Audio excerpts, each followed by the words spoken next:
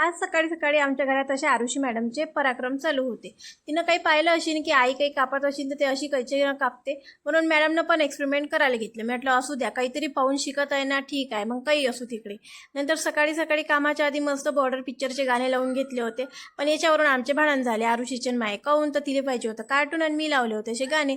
हा बघा आमचा बोक्या कसा इकडे फुगून बसला होता, लाल टमाटर झाला होता एक नंबर।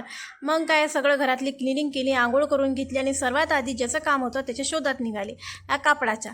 कारण की जे आज मला बनवायचं होतं त्या कापडाशिवाय इम्पॉसिबल होतं। आज बनवायचं होतं असं फळं, जे विदर्भात आपल्या महालक्ष्मीसाठी, गणपती बाप्पासाठी आणि पोळ्याच्या आदल्या दिवशी जे फळं बनवतात ना ते।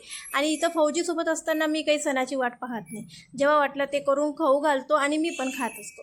बाहेर मार्केटमध्ये गेली, मला ते काशीफळ म्हणतात ते सापडलं। म्हटलं चला आजचा मेनू तोच ठरू, मस्त फळे करू, नंतर कवड्याची भाजी करू, वरण भात करू, अशा प्रकारे मेनू ठरवला। पण घरात माझ्याकडे स्टीमर नसताना मग काय करायचं, मग काय घेतला असा देशी जुगाड। म्हणूनच म्हटलं या कपड्याशिवाय जे माई आज बनवायचा जो मेनू होता ना तो इम्पॉसिबल होता। अशा प्रकारे देशी जुगाडनं मस्त स्टीम करून घेतले आपले फळं।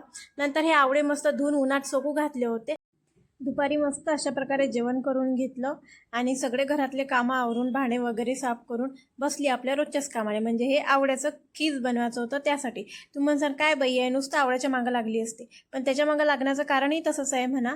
आवड्यामध्ये असते विटॅमिन सी आणि निंबातही असते विटॅमिन सी, आणि विटॅमिन सी आपल्याला भेटलं पाहिजे म्हणून मी एवढ्या आवड्याच्या मागं लागेला आहे। कारण निंबाची तर मी पक्की दुश्मन आहे, थोडासा थेंब जरी निंबाचा माझ्या पोटात गेला की बस सर्दी खोकला चालू असते, मग तो ऋतू कोणताही असो। म्हणून त्याला स्किप करून मी एवढी आवड्याच्या मागं लागली असते।